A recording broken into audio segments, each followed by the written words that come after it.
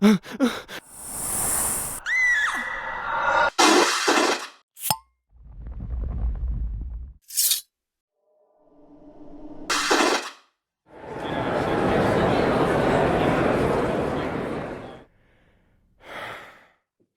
and welcome to the Supernatural Fandom Track here at Continual.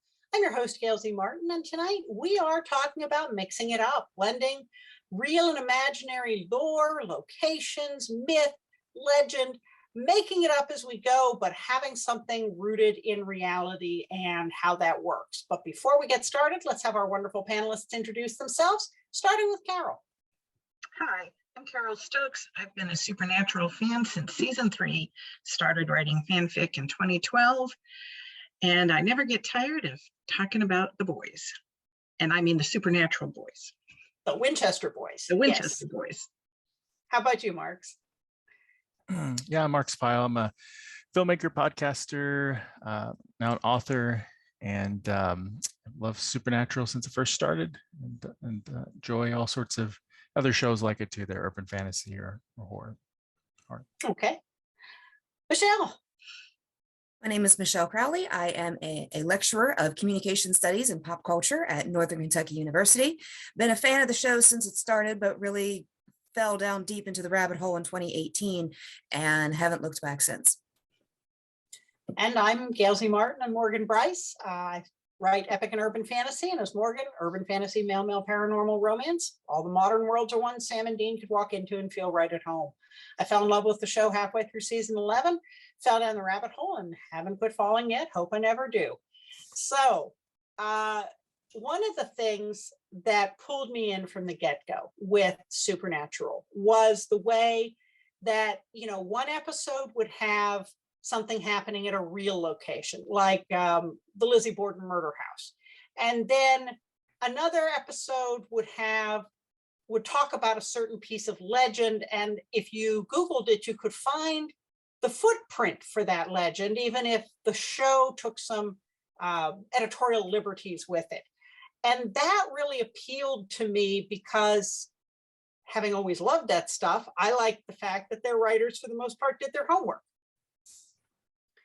How do you feel that mix of real and imaginary helped to create the world that we know as the supernatural reality? Marx?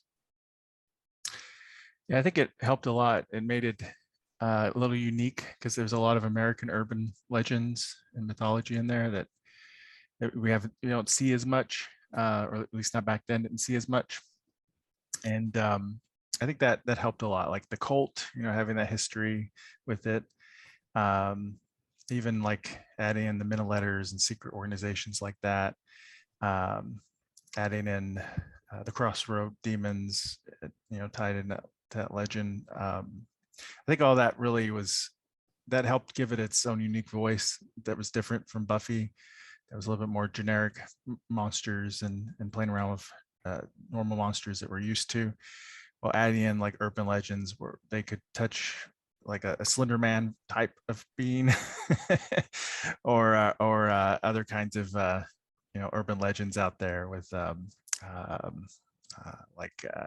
like Ladies in White and stories like that. Okay, Michelle. I think it was also interesting how they worked in actual people. So in the case of H.H. Holmes and Murder House, and then John Wayne Gacy, and it really enriches the storyline, and it enriches our experience as viewers, because it kind of drives home the fact that this, even though it is an urban fantasy television show, it could still be happening right down the road. The next time I see an Impala out, it could be Sam or Dean going somewhere. And I think that's also, it just kind of adds to the mysticism and the appeal. It's like, this really is not only a show that highlights, everything we've talked about so far, but it is also very uniquely Americana. And the fact that they did not branch out, there's a handful of legends and such that may have come from other countries and other civilizations and whatnot, but it was still all happening here on American soil. Well, and I think for people like me who have always loved urban legends and ghost stories and have always followed those creepy stories about places or people, to find out that, to see the nuggets of the legend, or in some cases the documented history, show up right in the stories, makes it scarier and sucks me in more as a viewer, because I'm going, oh, they did their homework. Oh, okay. We understand each other here. I get what they're doing here, much more than if I feel like, well, this isn't scary because they just made this completely up. This doesn't have any roots. They just made this up. So I think for me, it makes the scary part of the show much more believable. Carole? I agree with both a point that both you and then the point that Michelle made, which is with Michelle talking about how it's uniquely American, but part of being uniquely American is having all these other cultures come in. So we have the quarine, and we have fish tacos, and we have things from other legends, other mythologies, other lands that do come into America because we are the melting pot.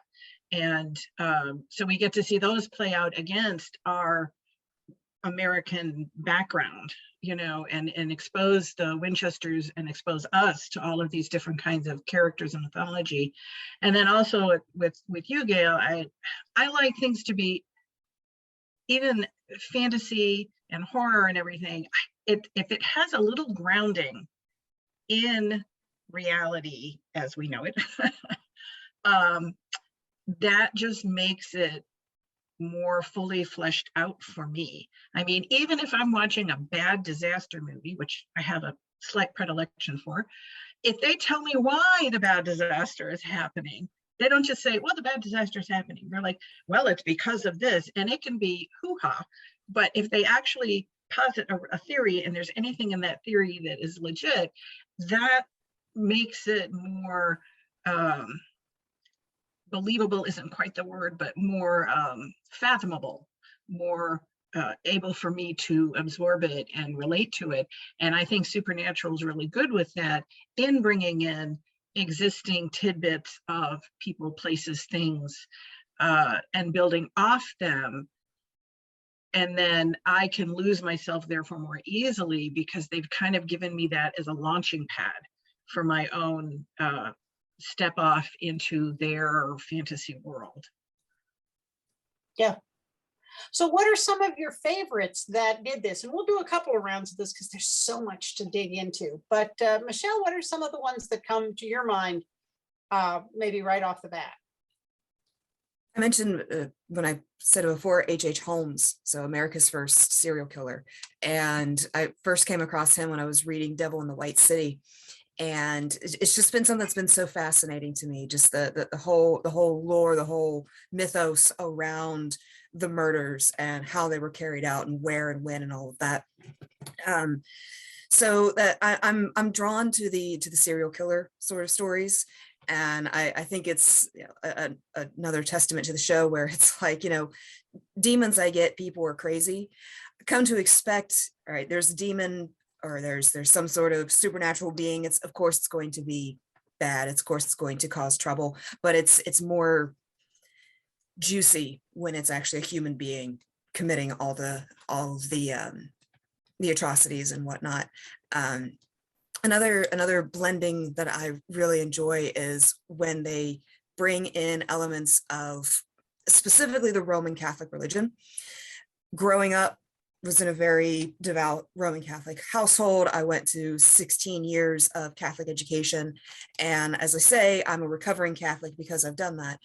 So, you know, the side of not necessarily, you know, Lucifer and the archangels, but more of the, I don't know, like when I was watching American Nightmare earlier today, it was on TV, and the woman walks in with stigmata, and immediately, you know, that was something that was mystic and you know, so very rare that we were always taught, and then boom, here's my favorite show decides to feature that as a thing. And then you also have the portrayals, handful of times of Sam and Dean showing up with, black and the white collar. I would always love for them to have shown up to my school, but uh, so I think just seeing something that I was so very familiar with, slightly twisted, not necessarily in a bad way, but just, TVized, some sort of variation of that. And so that just gives me a reference point of something that I can look at and be, oh yeah, I get it. I don't need to dig into the lore on this one. I can just kind of take this story as it's presented to me. And I totally get that, because I wasn't brought up Catholic, but I was brought up evangelical. Again, I'm a lapsed and renounced evangelical, but I grew up with it, and 14 years of parochial school, 11 years in high school and 4 years in college, it sinks in. And what struck me when we got into the whole first apocalypse with the breaking of the seals and all of that, is that straight out of a splinter theory of dispensationalism. I had the books, I had the fold out pop-up end of the world apocalypse dispensationalist books. And I could go through it and go, yes, that's this sign and this sign and this sign. And I was impressed that the writers did their homework to that extent, in that tradition, to mine the lore, because there was so much there to use. They didn't have to make it up from whole cloth. They could just kind of lift the pieces that worked best. So yes, I was very impressed with that. And the same is with the whole Enochian. When you realize there is a book of Enoch and it talks about all this stuff, and it even has the symbols. These guys did their homework. Carole? There's also a study of mysticism of Enochian, and I've even come across a handful of books and such that were gifted to me of the magic of Enochian. Yes. Carole? I liked, there's so many things. For this round, I'll go with them working with existing other mythologies. So we had the meeting at the Elysian Fields Hotel, where we got to meet a variety of other lesser gods. And when we have the interactions with the Norse gods, where with Loki, where he had first gone into witness protection, and we meet them, and we meet, Prometheus, and we meet that, I can't remember who it was, but it was the athlete who was like the Mayan god of fertility or something, and he had to keep, kind of reinventing himself because he just kept going. And I really liked that they looked outside of just the Judeo-Christian world, that they looked into the fact that all cultures and all countries have these mythologies, and that they will come into play. If you're talking about the supernatural isn't going to be like, hey, we only deal with, people on this continent or people of this race or anything like that. They went much more all-encompassing as they could, given the parameters of budget and travel and all of that stuff. They couldn't, it's not like, they're in Moon Knight and they can go to, Israel or whatever, but they could nonetheless bring that in and have the boys experience it and us experience it through the boys. And I really liked that. It was kind of a different viewpoint on things, that it wasn't just the urban legends waiting on those dark rural roads. It was more worldview than that, more encompassing than that. And so I liked those glimpses, however successfully and or awkwardly they might have moments. Nonetheless, the effort was made and the perspective was provided, and I enjoyed that. Okay, Marx. Yeah, just to build on what Michelle and Carole are talking about with the mythologies, I do like how I think they did a better job with Christianity overall, and that's the top dog, right, in this world. And but I do love how And besides maybe for television shows, except maybe now Evil, I can't think of any other show that's tackled it as well or as creepy as Christian lore. I think what I found interesting is how they blended two. Like, for example, I'm watching the season 14 right now, and it reminded me that, like, oh yeah, the Anubis got kind of hired in to act as the judge for who goes to heaven and hell, and so that's really interesting that they blended that in there. And so I think they could have done more with the pagan gods than they did, but I think it's great that they did it, and there's some really memorable episodes in there. And I love how Gabriel, an archangel, was pretending to be Loki. So it's nice to see those blend together. So yeah, I think they did a great job blending those mythologies, those lores together, and kind of making sense of it all, how it could all exist in one world, and also making stuff creepy. I mean, they even take heaven that shouldn't be creepy. It's not creepy in Lucifer, for example. It's but it's kind of sad, right? Because it's like the angels don't care about humans very much, and they don't care about killing humans. They'll protect the souls, but this is a job for them. And then everybody's really just in holodecks, basically on their own. They're never really with their loved ones, which is kind of sad. Until the end. Yeah, so it's kind of a dark take on that. I mean, it's a lot better in hell, but it's still kind of a dark take. Yeah. I kind of wonder if they hadn't locked themselves in as they did, say, by season, 8 or something, into the whole angel demon arcs. If we could have had more of some of that more far-ranging philosophies and mythologies and been able to explore more of that, I think once they kind of locked themselves into our central arcs are going to be on these things, like, I think, isn't it the Leviathans, the last big bad that isn't angels and demons, that they kind of cut themselves off. So we got an episode here with Prometheus, and we got an episode there with a Chlorine or whatever, but they didn't have room at that point to go more, because they had to tell all this angel and demon stuff. So it would have been interesting had they not gone that route. What might we have been able to see portrayed? But yeah, we'll at least be grateful for what we got. Yeah, I used to blog about Supernatural and stuff, and after season 5, I was like, oh, now they can have a power vacuum, and the pagan gods can sweep in and be like, oh yeah, we're gonna take over and stuff, and then the episode where they got a bunch of them wiped out and the hotel and stuff. I was like, oh, never mind, that's not happening. Reset. Yeah. You were talking about some of the ones that were borrowed from other countries, and I love the Japanese spirit that you had to be drunk to see. Oh yeah, that's great. That's one of the things we've been watching a lot of the Korean paranormal dramas, and one of the things that is very fresh with those is that since they aren't coming from an Abrahamic perspective, the ghosts work differently. Heaven and hell work differently. The spirits work differently. The Grim Reapers work differently. And Supernatural still did a lot of that, even within that kind of pseudo-Christian tradition. They still came at it sideways. But you're right, there was a whole lot more that could have been mined if they hadn't been quite so locked into angels and demons.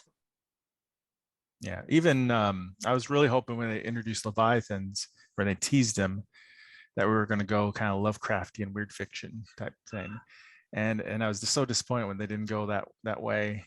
And then we got a taste of that in season, was it 13, with the woman locked up in the Minna Letters facility. Mm-hmm.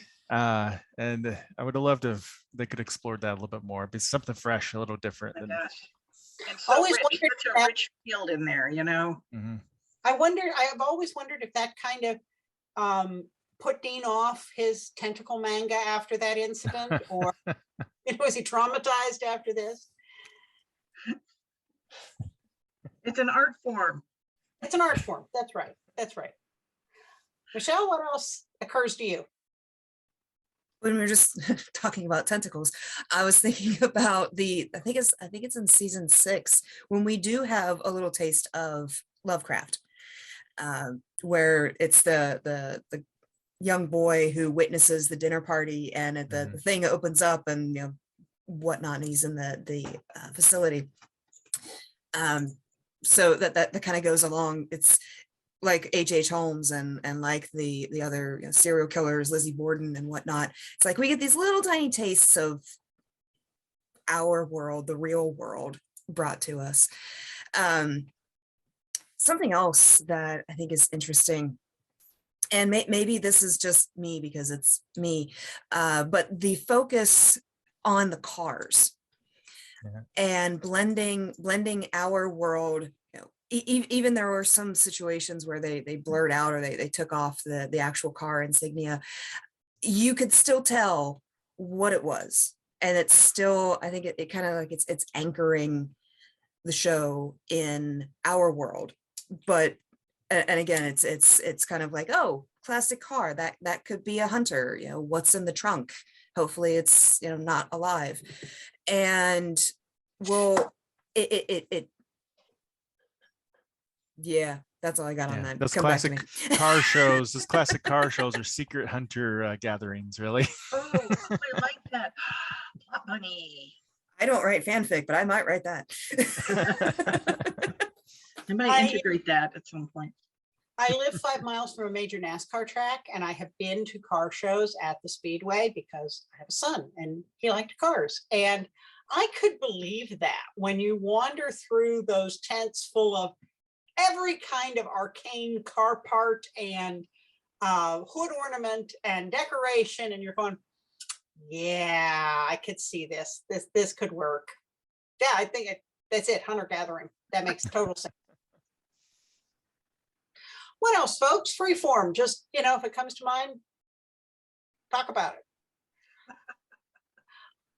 Well, we talked about a little nod to H.P. Lovecraft.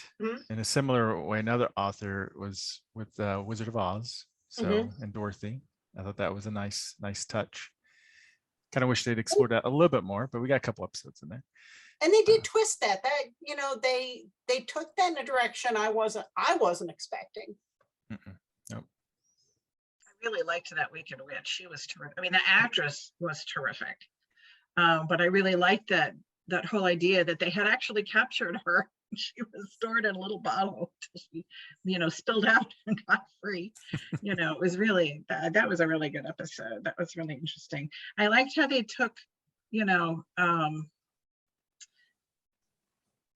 that kind of various tropes of where, we're all scared of, who wouldn't be scared of being in an abandoned psychiatric hospital, or, creepy dolls. We had a creepy doll collection that really wasn't creepy, what was creepy in Playthings, but the real creepy doll, which like the minute the words came out of my mouth, vanished from my head. So that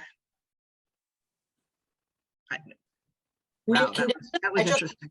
Today. Well, you had the Cats killer Panthro. Yeah, in that and the Let's Slice and Dice guy. The killer, she wasn't really a killer doll, but the little girl from the painting who had the doll. Yeah. Her, because things like possessed paintings, we see that in a lot of stories and across a lot of different things. So they were really good at kind of taking generally scary things and kind of bringing them into a really tight little focus. Like we can say, who doesn't walk past old paintings sometimes and think, oh, did it move? Or the mannequins, did the mannequins move? That kind of thing, and bring that out, because those are all really relatable fears, especially when you're little. You might think you have outgrown them. When you're little and you have all these fears, there's something in the bottom of the lake, I don't want to go swimming. They were really good at translating those fears exactly from mists of our, in the back of our childhood brain to right up front in our adult lives, and like, hey, it was real. Yeah, I mean, I think it would be really creepy to get locked in a portrait museum overnight, because they're looking at you. I'm sorry, they follow you, they look at you.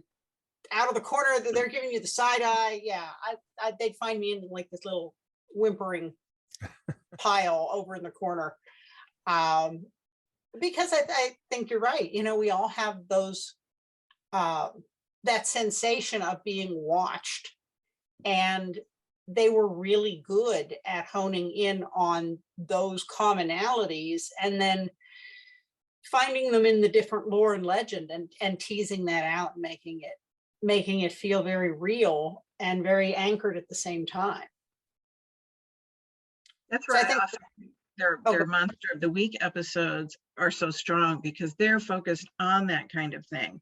So they're really working with tangible fears as opposed to sometimes the overriding arcs where, once again, the whole angel and demon thing in so many ways I feel was so limiting, as opposed to, you know, where we had more broad ranging, you know, possibilities.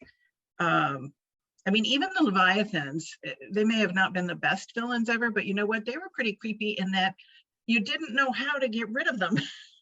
That's creepy. You know, if something is coming after you and you cannot stop it, that's scary. And so that's where I feel that a lot of those episodes are so strong, because they're only focused on this one entity, this one fear, this one experience, and really bringing it to life. And that's, to me, a big part of their forte for me. Yeah. One thing I was thinking of when you were talking about the dolls, the episode with the witch twins, and when it's, I think it was Haitian voodoo, and you know, having someone's essence essentially being put into inanimate objects and bringing them to life, and that isn't something that is unique just to that culture, but it's kind of like hearkening back to Invasion of the Body Snatchers. So who's real, who's not, you know, who is masquerading as what, and you know, while not exactly like the creepy dolls or, you know, seeing something in the corner of your eye in a mirror or whatever, it's ties into, I think, a deep American fear that was starting to be explored, especially in the early era of American cinema around the Red Scare. You know, the enemy could be anybody, and you don't know who's living next to you. Yeah. Yeah, that reminds me that episode Rufus died, where they the worm that was jumping the bodies. That was a pretty intense episode. Yeah. And that definitely pulls on so many other things, not just from, you know, Star Trek, but the fear, the body horror fear of being invaded by parasites. And we saw that again also when Jack got the skeevy televangelist and had him be eaten by worms. You know, that was really visceral, seeing all those worms.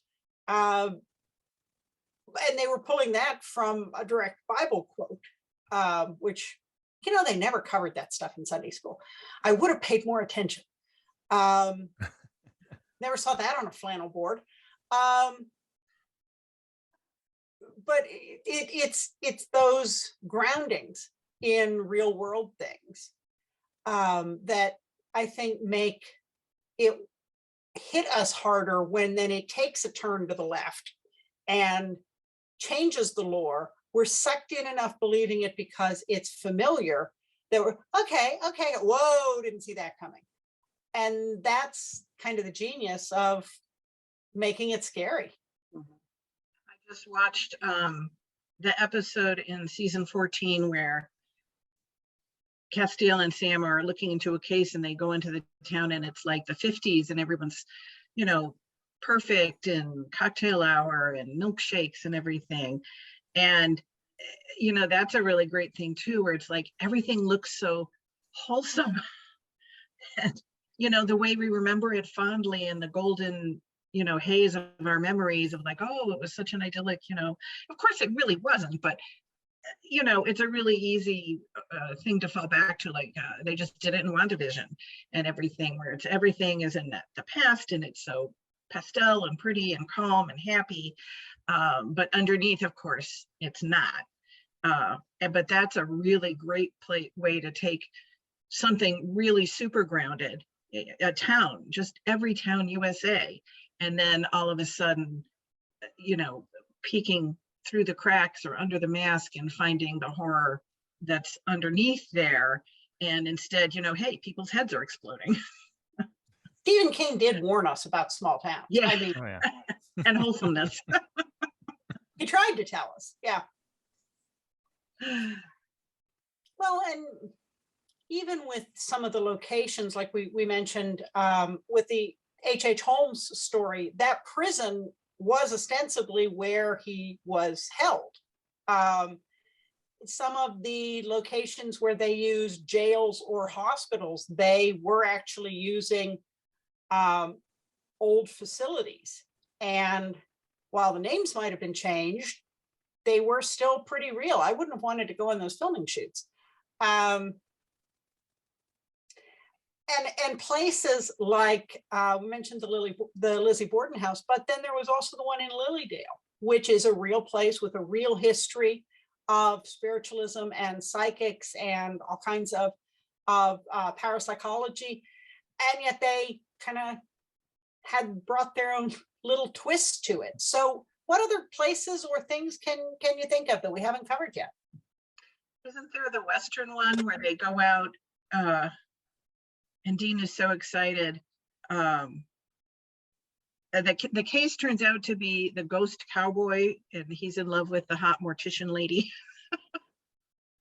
You know, but Dean's all like, you know, so happy to go to a real Western town, and there's pictures, there are historical pictures up in their hotel room, and he's like, oh, and this is this gunslinger, and that's that gunslinger, and he's just like living out all his little cowboy, you know, fantasies, much like when they go back in time. But here it was even more real because they were still in present our time, and he was getting to see all of this great cowboy history. But then, of course, we had the ghost cowboy who was bank robbing and killing people.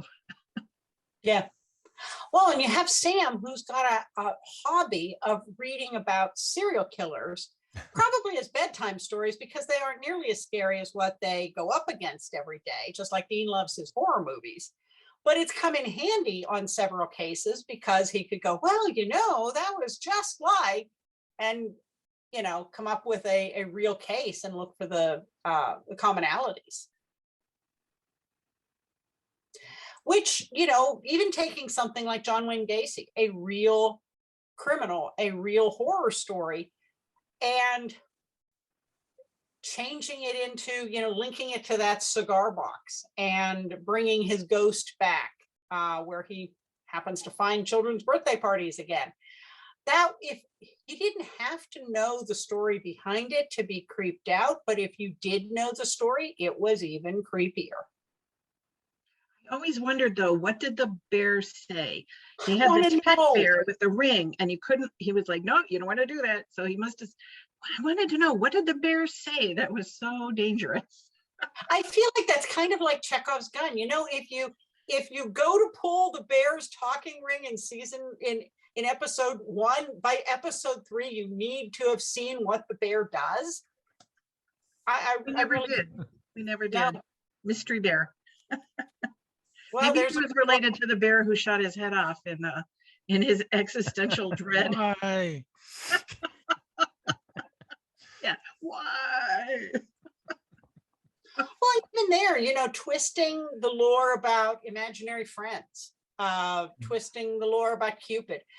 So many people that I've talked to, you know, yeah, back when you're preschool, having an imaginary friend is not that weird. Lots of little kids, especially only children or children who don't have a lot of playmates, come up with somebody to talk to. But when it turns out that they're actually real, or they talk back, or you never outgrow it, then that gets to be a little concerning. Yep. I wonder what Garth's imaginary friend would have been. I just feel like he would have interesting. Maybe he's still what Mr. Fizzles was. Imaginary friend taught him how to make Mr. Fizzles. There you go. He has a whole sock drawer full of puppets. Yeah, But, you know, they a true brought a lot sock. of, this is true. They brought a lot of interesting backstory to the whole idea of imaginary friends and what they were and where they came from and how they functioned, that they had a community. I mean, I didn't know that my imaginary friend was probably friends with the imaginary friend of the kid next door. Did you? Are they unionized? Yeah. I thought that made that episode particularly interesting because it wasn't a one-off. It wasn't just Sam's imaginary friend. It was all these creatures that were getting attracted to lonely kids for a good reason, to do good, instead of like sucking their blood or something. And I thought that brought a lot of depth to that concept that I'd never really thought about. Yeah, because they took it from some lore, right? Some kind Susanna. of creature. Okay, yeah. So I think that was great to add some layers to it. So Mhm. And then even though we didn't really see that ever after, I think it kind of infused the whole world with, like, once you've seen that, it remains part of your worldview a little bit. So like after that, you know, we always kind of knew, oh, there's these imaginary friends out there that are, you know, really sweet and everything. So the kind of the flip side of that, I guess, would be the djinn, where, you know, they make you think that you're all happy and in you know, your personal dream or paradise, but of course they're really just leeching the life from your body. that's a great twist on the wish, Mm-hmm. making a wish. So without a djinn being super powerful, as powerful as like an archangel. Well, and it's interesting because if you look at the roots of the djinn mythos, they're linked to an ifrit, which is a demonic creature. And so while we have kind of Disney-fied genies with Robin Williams and Aladdin and Never Had a Friend Like Me, again, when you trace the story back, it's a lot more, it's a lot darker, a lot more problematic, a lot more interesting than just, hey, you can have as much ice cream as you want. It definitely a lot of depth. There's evil ones, there's good ones in between, and the wish thing's not even that common with djinn lore. So now they were not consistent with their treatment of cupids, because the first one we meet is buck naked, and the next two that we meet are not. Now those actors like, nope, not doing that. Yeah, probably would have noticed if the, you know, UPS driver that came into the bar was naked. Could have been a giveaway. Hey, that's a cupid or a streaker. Yeah, every streaker at a sports game is a cupid. and the one that Nick drains, Lucifer drains of its grace. Again, walking down the street, not naked, but so that was a little inconsistency, or maybe they just got cold. I liked the first one the best because it made it more magical. It was more otherworldly and, you know, out of the norm. I mean, you know, our mental pictures often are of, like, you know, little chubby beings flying around or whatever, but we liked, you know, the fact of them being maybe invisible to the human eye and all of this stuff. I felt to kind of have them just be regular people kind of took away a little of that magic and charm to me, where it's like, oh, so the lady delivering beer is a cupid. Oh, okay. You know, it's just not as kind of, you know, whimsical as really, you know, the jolly chubby naked guy. It doesn't seem as convenient, right? You have to work 8 to 5 hours, but still try to get, you know, make matches in there. Well, I mean, really, why would supernatural creatures have to wear clothing if they weren't trying to blend in? Not like they're going to catch pneumonia. And who dictated that angels always had to wear white and gray? That's You know? worst wardrobe.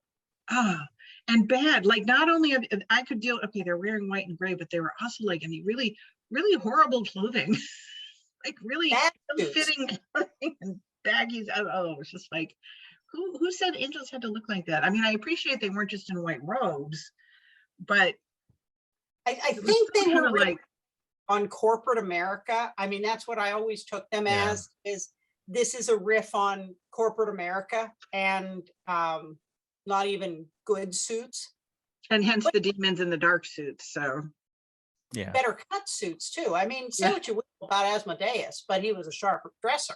Mhm. well, that's because they didn't think vanity was a sin because they're demons. Yeah. Maybe that's Yeah. it. The angels don't have any mirrors, so they couldn't see how badly they were dressing.